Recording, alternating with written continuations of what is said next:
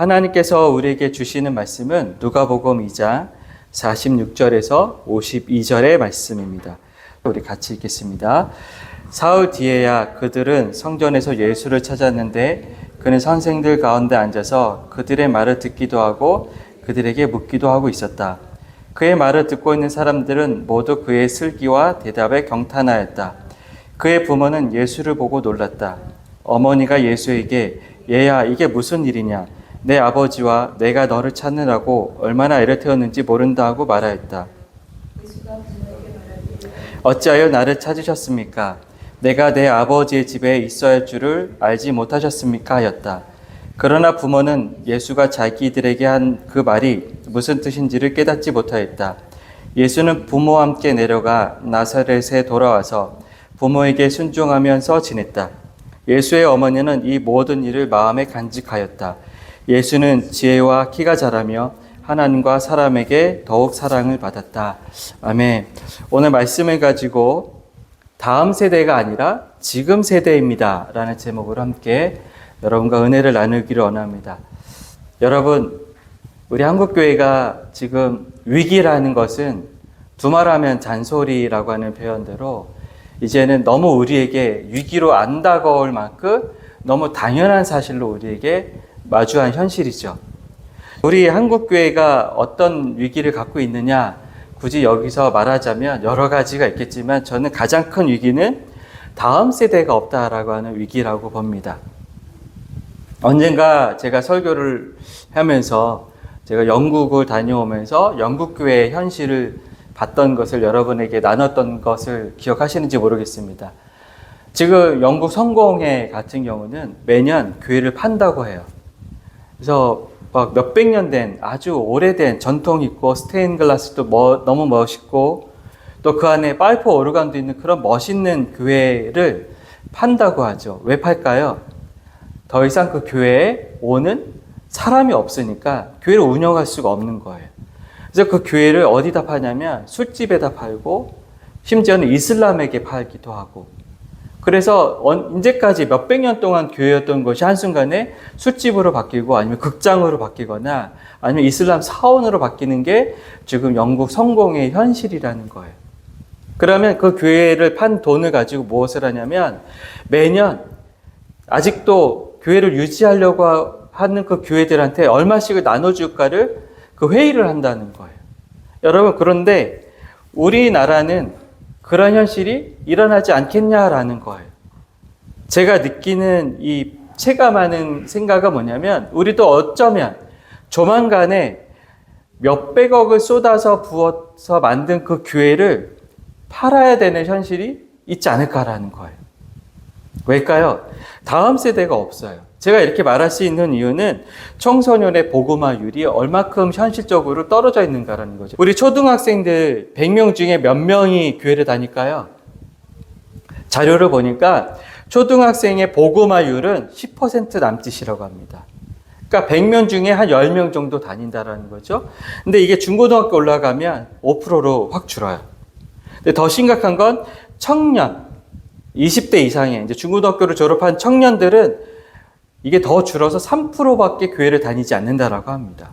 여러분, 일본의 기독교율이 1%라고 하고 태국의 기독교율이 1%라고 하고 그리고 제가 사역했던 캄보디아가 그래도 2.3%라고 해요. 근데 지금 우리나라의 청소년과 청년들이 3%라고 하는 얘기는 뭐냐면 그들도 우리에게 또 다른 미전도 종족이라는 거예요. 복음화율이 5% 미만일 때를 우리는 그 지역을 미전도 종족이라고 얘기하거든요. 다시 말하면 지금 우리의 청년들과 청소년들이 우리에게는 또 다른 선교지라는 거예요. 이것은 비단 한국교회만의 문제가 아니라 영국이나 독일이나 또 미국 같은 소위 기독교 국가라고 하는 나라들도 이제는 교회에 청년들과 청소년들, 어린아이들이 볼 수 없는 시대가 되었다는 거죠. 그러니까 다음 세대들이 교회로 오지 않으니까 교회를 운영할 수 없고 교회는 누구만 남았을까요? 머리가 시크티크한 노년층만 남아서 예배 드리다가 그냥 그들이 죽으면 그 교회도 사라진다라는 거예요. 그래서 사람들이 궁금했어요. 왜 청소년들과 청년들이, 특히 청년들이 왜 교회를 떠날까? 그래서 한국 기독교 사회 문제 연구원에서 조사를 해봤더니 첫 번째 이야기가 뭐냐면 신앙에 대한 회의감. 그 이유가 난 신앙이 회의감이 든다. 두 번째는 교인들의 말과 행동이 다르다. 세 번째는 매주 내가 교회에 나오는 게 부담이다. 네 번째는 이거는 참 우리가 어쩔 수 없는 것 같아요. 교회가 재미없어서. 다섯 번째는 목회자의 도덕성 문제. 여러 가지 이유가 있어요. 또 하나는 말씀이 나에게 와닿지 않아서. 그러니까 말씀이라는 게 나에게 와닿는 말씀이어야 되는데 너무 목사님과 설교가 저 뜬구름 잡는 무슨 신선들의 이야기 같다라는 이야기죠. 나의 현실의 이야기로 다가오지 않는다라는 거고, 또 하나 이것도 있어요. 교회의 비민주적인 의사소통 구조라는 거죠. 교회의 비민주적인 의사소통 구조라는 거 뭐냐면 우리가 청년들이나 청소년들이 교회 가면 시키는 일을 해 이러는 거죠. 근데 우리들의 의견은 반영이 되지 않는다라는 것입니다.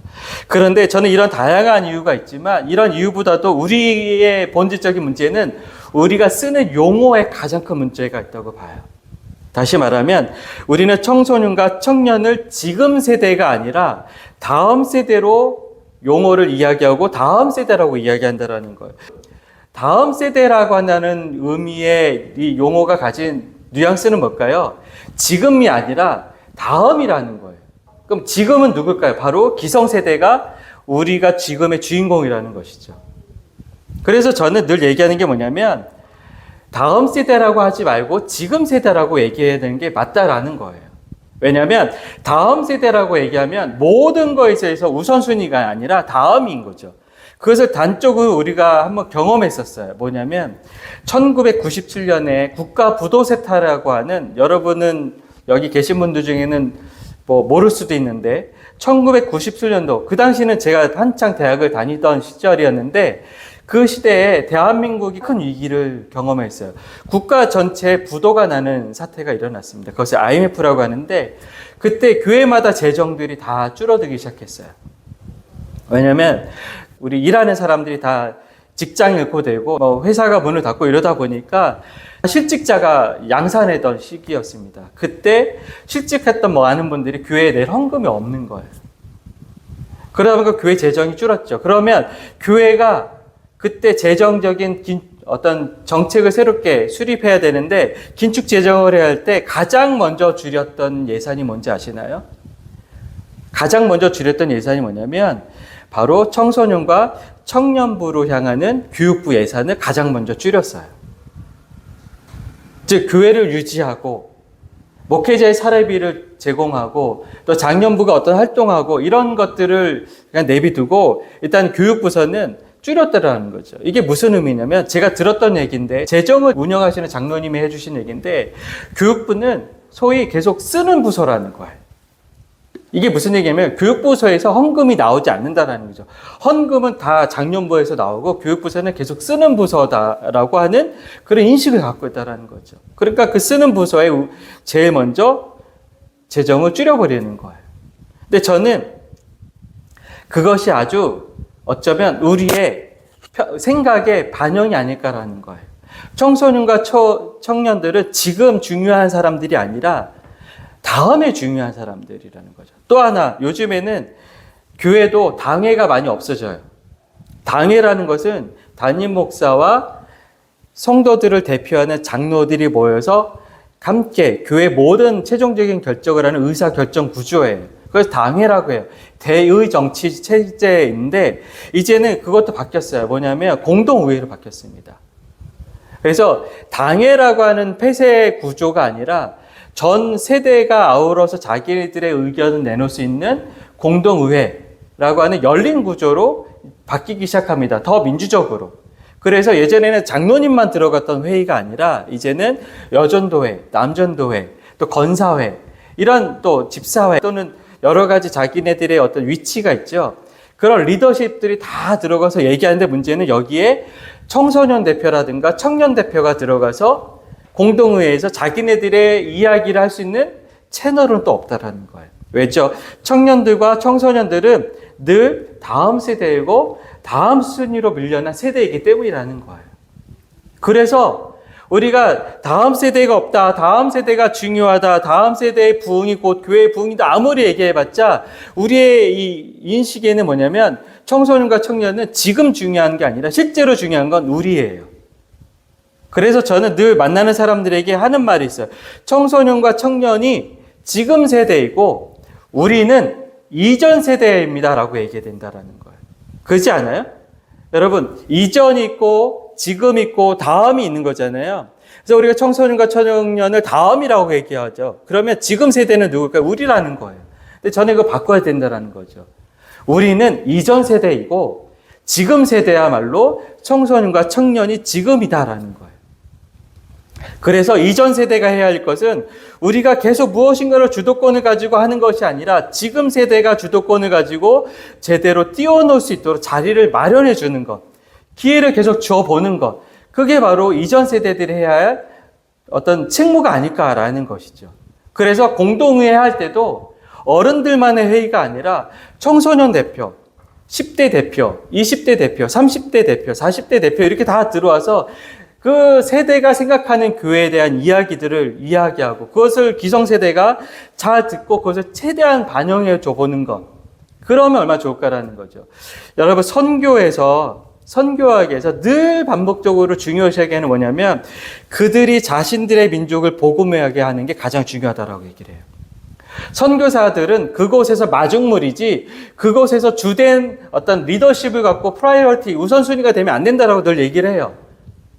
그래서 선교사들은 반드시 거기서 마중물로서의 역할만 하고 어느 정도가 되면 그들에게 모든 것을 내어 맡기고 하나님께서 역사하실 것을 맡기고 뒤로 빠져야 된다라고 얘기를 해요. 저는 교회에서도 똑같다고 생각합니다. 교회에서 어른들은 이전 세대로서 다음 세대가 아닌 지금 세대를 위한 마중물의 역할을 해줘야 된다고 생각을 해요. 그리고 어떻게 하면 우리가 계속해서 자리를 빠져줄까? 어떻게 하면 자리를 내어줄 수 있을까? 그래서 내가 해왔던 대로, 이전에 이거대로 해야 돼. 우리 교회는 이거대로 해왔다니까가 아니라 지금 세대가 말하는 것으로 오히려 내가 바꿔보는 것. 오히려 내가 변화로 따라가 보는 것. 그게 너무 중요하다라는 것이죠. 여러분, 지금의 청소년들과 청년들을 누가 가장 전도를 잘하고 누가 가장 복음을 잘 전할 수 있을까요? 청소년과 청년들이 가장 그들에게 복음을 잘 전할 수 있어요. 지금의 세대들은 어쩌면 우리의 방식과 우리의 언어로 그들에게 다가가서 우리식으로 믿고 우리식으로 따라오라고 얘기하는 거예요. 그러니까 청소년과 청년들은 거부감이 있는 거죠.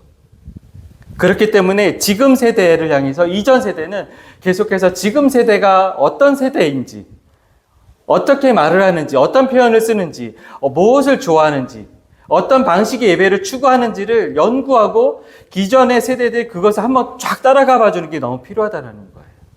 제가 한국교회에서 부흥하는 교회들의 특징을 보니까 예배 형식이 어떤 예배 형식이냐, 지금 청소년들과 청년들이 쉽게 다가올 수 있는 예배 형식을 취해요. 그러나 여전히 전통적인 예배를 취하면서, 물론 전통도 되게 중요하지만 왜 너희들은 이 전통이 오지 않냐고 얘기하면 청년들은 그래서 얘기하는 거죠. 그럼 우리 따로 예배하겠습니다. 여러분, 원래 예배는 전 세대 예배가 돼야 돼요. 어린아이부터 장년까지 말씀 앞에서 같이 예배하고 같이 찬양하고 같이 감격을 받을 수 있어야 돼요. 그런데 여러분, 모든 예배의 포커스나 무게 중심은 어른에게 있죠. 그래서 11시 예배, 교육부 예배 해가지고 11시 예배하면 애들도 오잖아요. 애들 특송하고 그때부터 애들 뭐예요? 막 떠들고 지루해하고 장난치고 그러다가 졸고 막 그러잖아요. 아이들을 포커스하는 예배가 아니라는 거예요. 근데 우리 예배 방식도 모든 전 세대가 예배할 수 있는 방식으로 바뀔 필요가 있다는 거죠. 그래서 저는 예전에 부교육자 할 때 항상 5월 5일 이렇게 되면 11시 예배, 어린이도 예배하고 청년도 예배하고 청소년도 다 예배하자고 하면서 담임 목사님이 올라서 설교했었어요. 그러니까 담임 목사님이 설교하니까 애들이 얼마나 재미없겠어요. 차라리 그날만큼은 주일학교 전사님이 올라와서 설교하면 안 될까? 그래서 어른도 어린아이 같은 심정으로 어린아이들의 주일학교 설교를 듣듯이 할렐루야 하면 아멘 하고 그러면서 11시 예배하면 애들이 얼마나 재미있어야 할까? 그런 생각을 해봤거든요. 근데 모든 포커스는 결국 어른에게 있다라는 거예요. 그래서 저는 우리가 다음 세대라고 하지 말고 지금 세대라고 이야기하자라고 하는 거예요. 그래서 언어가 바뀌면 개념이 바뀌고 개념이 바뀌면 행동이 바뀌는 것처럼 우리가 다음 하지 말고 지금 이들이 우리 교회의 주인공이야 라고 얘기하는 게 교회 안에 새롭게 좀 갱신됐으면 좋겠다라는 거죠. 또 하나 우리가 할 일이 있어요. 그것은 뭐냐면 그들을 가르침의 대상으로 볼 것이 아니라 대화하고 존중해서 그들로부터 말을 듣는 그런 분위기가 교회에 필요하다라는 거예요. 여러분, 오늘 우리가 함께 읽은 말씀을 보면 유월절에 예수님이 부모님들과 함께 예루살렘에 올라갑니다. 그래서 예루살렘에 올라가서 유월절을 지낸 다음에 마리아와 요셉이 먼저 떠났어요. 왜 이 어린 12살밖에 되지 않은 예수를 두고 떠났는지는 모르겠습니다. 그런데 부랴부랴 뒤늦게 그것을 사흘 만에 깨달았다는 것도 재미있는데, 사흘 만에 깨닫고 부랴부랴 찾아가서 갔더니 예수님이 단시 율법 선생들과 함께 율법을 듣기도 하고 토론도 하는 그 장면을 보게 되어져요. 여러분, 이 당시에 회당이라는 것은 특별한 자격을 가진 사람만이 들어오는 닫힌 공간이 아니에요. 모든 유대인이라면 들어올 수 있는 열린 공간이에요. 이 열린 공간에서 이 유대인들의 독특한 문화가 하나 있는데 바로 토론 문화예요. 그래서 유대인들의 교육 방식이 있는데 그것이 뭐냐면 하브루타라는 것이죠. 하브루타라는 것은 뭐냐면 나와 너가 계속해서 토론을 하는 거예요. 그래서 저도 예전에 학교에서 같이 해봤던 게 뭐냐면 나는 A라는 주장을 하기 시작합니다. 그리고 상대방은 B라는 주장을 해요. 서로 자기 입장을 변호합니다. 나는 A가 맞다라는 것을 굉장히 강조해요. 그럼 저쪽에서도 B가 맞다라는 것을 굉장히 강조하죠. 그래서 A와 B가 막 충돌해요. 그리고 나서 갑자기 그 토론을 멈춰요. 그래서는 이제는 자리를 바꿔 앉아요. 이제부터 나는 B가 맞다라고 하는 주장을 펴야 돼요. 그리고 상대방 친구 역시 이제부터는 A가 맞다라고 하는 주장을 펼쳐야만 해요. 이제까지 나는 A가 맞다고 막 논리를 세웠는데 갑자기 모드를 바꿔서 나는 B가 맞다라고 하는 논리를 막 세워야 되는 거죠. 제가 학교에서 강의를 할 때 학부생들한테 이렇게 얘기했어요. 그래서 한쪽은 복음을 전하는 게 우선이다라고 강조해라. 이쪽은 복음만이 아니라 빵도 줘야 한다라는 걸 강조해라. 그러면 이 복음만 전해야 되는 사람은 막 이걸 얘기하고 여기는 빵도 줘야 된다는 걸 막 얘기를 해요. 자, 자리를 바꿔 앉아서 똑같이 얘기해봐라. 그때부터는 논리가 꼬여요. 내가 이제까지 핏대를 세우면서 했던 논리를 내가 깨부시고 저 상대방의 논리를 내가 세워줘야 된다고 하니까 그때부터는 자네와 우네가 충돌하는 거죠. 하브루타가 그런 거예요. 이 하브루타는 내가 옳다라고 끊임없이 주장하는 것만이 아니라 상대방의 의견이 왜 옳은지도 계속해서 내가 얘기해보게 하는가. 그 속에서 무엇을 얻을까요? 내가 상대방의 논리에 귀 기울일 수 있는 겸손한 태도를 배우게 하는 거예요. 나만 맞다고 얘기하는 것이 아니라 거기서 진정한 토론의 문화가 형성이 되는데 바로 유대인들이 이 회당에서 그런 토론 문화가 있었던 거예요. 그런 토론 문화를 통해서 이 사람들이 가르쳤던 게 뭐냐면 서로가 서로에게, 유대인들은 공부하는 이유가 분명히 있어요. 그것은 하나님을 경외하려고 공부한다라는 거예요. 내가 수학을 열심히 배워서 멋있는 수학자가 되는 게 꿀빛 아니에요. 수학을 통해서 이 수의 개념을 만드신 하나님을 알고 그 하나님 앞에 내가 감탄하는 거예요. 내가 미술을 배우고 음악을 배우고 문학을 배워요. 거기서 미학이라는 걸 배워서 내가 또 다른 멋있는 어떤 크리에이터가 되는 게 아니라 이 아름다움을 창조해내신 그 근원이신 하나님 앞에 내가 다시 감탄하는 거예요. 저 밤하늘에 수놓은 저 별을 보면서 그 아름다움을 경험하는 거죠. 하나님이 저 아름다움을 창조하셨구나. 그래서 유대인들은 하나님을 경외하기 위해서 배운다라는 거죠. 그러면 그 배움의 끝이 뭐냐? 티쿤 올람이라는 게 있어요. 티쿤 올람은 뭐냐면, 티쿤 올람, 티쿤을 수선한다고 올람은 세상인데 지금보다 더 좋은 세상을 만들어가는 거. 이것이 바로 이 회당에서 이루어졌던 토론 문화의 배경이고 그 목적이라는 거. 예수님도 그런 문화적 배경 안에서 그 토론 문화 속으로 들어간 거예요. 그리고 그 토론 문화 안에서 자기의 생각을 충분히 이야기했다는 거예요. 보통 이 본문을 가지고 대부분 우리는 이렇게 설교할 수 있어요. 첫 번째는 예수님께서 순종했다. 예수님께서 하나님에게만 순종한 것이 아니라 부모에게도 순종하면서 키와 지혜가 자라가면서 사람들에게 사랑스럽게 성장했다. 또는 이미 어린 나이이지만 이미 이 토론을 통해서 회당장에서 율법 교사들과 이야기하면서 하나님 나라를 이미 12살부터 가르치기 시작했다라고 하는 것을 강조하기도 해요. 근데 저는 이 말씀을 묵상하면서 이 랍비들의 태도가 더 멋있다라는 생각도 한번 해보게 됐어요. 이 당시에 유대인에는 12살을 성년으로 취급하지 않았습니다. 유대인에게 있어서 성년은 남자는 13살, 여자는 12살이에요.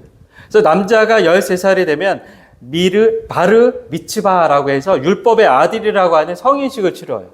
그래서 바르 미츠바, 이게 뭐냐면 내가 이제 율법을 준수하는 사람으로서 종교적으로, 도덕적으로, 윤리적으로 책임 있는 존재로 하나님 앞에 서는 사람이다라는 게 바로 이 성인식이에요.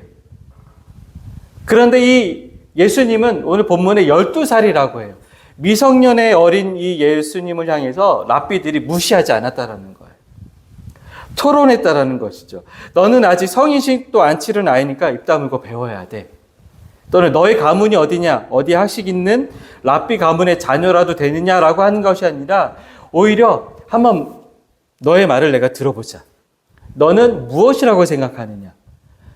그거에 대해서 너가 어리다고 하는 것이 아니라 감탄했다라는 것. 47절을 보시면 그의 말을 듣고 사람들이 모두 그의 지혜의 대답에 놀랐다라고 얘기해요. 여러분, 나이는 어리지만 말씀 앞에서 동등한 대화의 존재로 랍비들이 예수님을 인정했다라는 것. 저는 이게 오늘날 우리 교회에 좀 적용해야 될 어떤 모습이 아닐까라는 것이죠. 너희들은 다음 세대라고 하면서 배제하지 않았다라는 것이죠. 제가 목사가 되기 전에 청소년과 청년 시절에 성경 공부를 배우고 또 말씀 묵상을 배웠어요. 그 오랜 시간 저에게 끊임없이 성경을 가르쳐 주시고 말씀 묵상을 가르쳐 주신 집사님이 계셨는데 제가 목사 안수를 받은 다음에 그분이 제게 해주신 말씀이 있는데 그 말씀이 저에게는 늘 가슴에 남아있어요. 그것은 무엇이냐면 귀를 열면 어린아이도 스승이 됩니다. 이것만 잊지 않으셨으면 좋겠습니다라는 거예요. 자기가 10대 때부터 20대 거의 20년이라는 시간을 가르쳐줬던 그 집사님이 저에게 왜 이 말을 해줬을까라는 거예요. 목사가 되려면 나름 공부를 열심히 해야 돼요. 그리고 신학도 공부하고 성경도 연구하죠. 그래서 목사는 어떤 사람이 될까요? 교회 전문가가 되는 사람이에요. 여러분 한번 이렇게 생각해 보십시오. 의사가 있어요. 의사가 되기까지 굉장히 많은 공부를 하고 실습도 하고 또 레지도 건치고 그래 전문의가 됐어요. 이 사람보다 그 질병에 대해서 의학에 대해서 전문가는 없어요. 근데 어떤 환자가 가서 그 의사를 가르치려고 해요. 그 의사보다 더 많은 것을 이야기해요. 민간요법으로 막 얘기하고 아직 의사가 몰라서 그러는데 내가 내 몸을 안다고 하면서 자기가 의사 노릇하는 사람이 있다고 하면 어떤 일이 벌어질까요? 그 의사가 그 환자를 볼 수 있을까요? 없을까요? 볼 수 없는 거예요. 그래서 사람들은 의사 앞에 가면 어떻게 되죠? 아무리 자기가 장관이었고 뭐였던 사람도 의사 앞에 가면 아주 얌전한 고양이가 되죠. 그래서 의사가 하는 말이 곧 진리와 법이에요. 근데 교회에서는 어떤 일이 벌어질까요? 목사가 교회 전문가인데 오히려 목사님한테 와서 성경이 어떻고 교회가 어떻고 방언이 어떻고 예언이 어떻고 막 이렇게 하는 사람이 있다라는 거예요.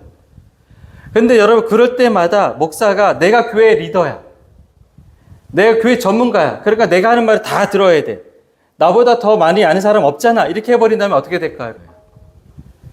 그래서 교회에서 리더의 자리가 앉게 됐지만 어느새 자기 주장이 세지고 남말을 듣지 않는 사람이 되기 십상인 그 목회자의 자리에 있지 말고 계속해서 귀를 열고 어린 아이에게까지도 고개를 숙이고 그가 하는 말을 귀담아 들어달라는 것이 그 집사님의 요청이었다는 거예요.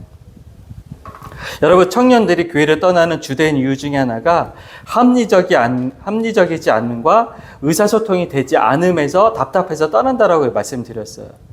오늘 본문에서도 랍비들이 예수를 향해서 너가 뭘 안다고 했다면 예수님은 회당에서 더 이상 토론하지 않았을 거예요. 그냥 나가서 사람들과 얘기했을 거라는 거죠. 그런데 그 회당에서 랍비들은 예수님에게 귀를 기울이고 예수님 또한 자신에게 부어진 은혜가 무엇인지를, 자신이 앞으로 해야 할 일이 무엇인지를 또 하나님께서 주신 지혜의 말씀을 따라 이해하겠다라는 거예요.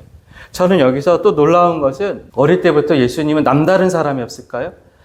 그럴 수도 있겠죠. 그런데 저는 예수님 역시 12살이라고 하는 이 표현 속에서 담겨진 건 뭐냐면 12살의 그 아이였다라는 거예요. 그러나 성령이 그에게 임하시면 그의 입술을 통해서 하나님 나라의 비밀이 열린다라는 거예요. 오늘날 아이들이 뭘 알까? 아이들이 알면 뭘 알까라고 그렇게 할 수도 있지만, 그러나 부모님들이 때로는 아이들의 입술을 통해서 하나님의 음성을 들을 수 있다고 합니다. 교회 안에서도 때로는 아이들의 입술을 통해서 교회가 어떻게 가야 하는지를 하나님의 음성을 들을 수 있다는 것이죠. 그 음성은 누구에게 들릴까? 바로 귀가 열린 사람이라는 것이죠. 때로는 담임 목사님으로서, 장로로서 자신들과 매번 만나는 사람들과 만나서 이야기할 것이 아니라 모든 세대에게 찾아가서 이렇게 질문해 봤으면 좋겠어요. 우리 교회를 어떻게 생각하니? 설교를 들으면서 너는 어떤 생각을 하니? 또는 요즘 우리 교회가 어떤 것이 바뀌었으면 좋겠어? 이런 것을 청년에게도 물어본다면, 청소년에게도 물어본다면, 그래서 청년들과 청소년들이 하는 얘기를 장로님들이 잘 듣고 또 담임 목사님 잘 듣고 그것을 교회에 한번 해보자. 그런 다음에 교회는 어떨까요? 청년들과 청소년들이 교회의 다음이 아니라 지금 교회의 주체가 될 수 있다는 것입니다.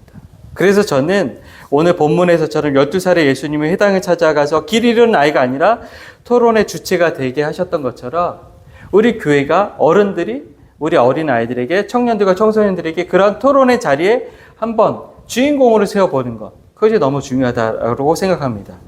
여러분, 예수님은 12살의 나이로 랍비들과 함께 질문하고 대답하는 자리에 앉으셨습니다. 랍비들은 어린아이의 입술을 통해서 흘러나오는 하나님의 지혜의 말씀을 듣고 놀랐어요. 그들이 잘한 것은 무엇이냐면 어린아이라고 해서 무시하는 것이 아니라 그 입술에서 나오는 말씀을 하나님의 지혜의 말씀으로 귀를 열고 들었다라는 것이죠. 오늘 우리 교회가 회복해야 할 것은 바로 이것이라고 생각되어집니다. 청소년과 청년을 다음 세대라고 하는 이름으로 미루지 말고 지금 세대로 인정하는 것. 그리고 이전 세대로서 그들이 하나님 앞에서 마음껏 뛰어놓고 복음을 전할 수 있도록 자리를 내어주는 것. 그래서 청소년과 청년은 교회의 미래가 아니라 교회의 현재입니다라고 하는 그런 인식을 새롭게 하는 것이 필요하다고 봅니다. 이러한 생각을 가지고 우리 자녀들에게도 때로는 그들에게 너가 생각할 때 믿음은 무엇인 것 같아? 너가 생각할 때 예수님은 어떤 분이신 것 같아? 예수님을 우리가 왜 믿어야 된다고 생각하는 것 같아? 라고 하는 그런 질문도 던져본다고 하면 어린아이로부터 놀라운, 전혀 어른으로서 예상치 못한 새로운 하나님의 음성을 들릴 수도 있다고 생각합니다. 그러한 교회, 그러한 가정, 그러한 분화가 있는 공동체가 되기를 소망합니다. 기도하겠습니다.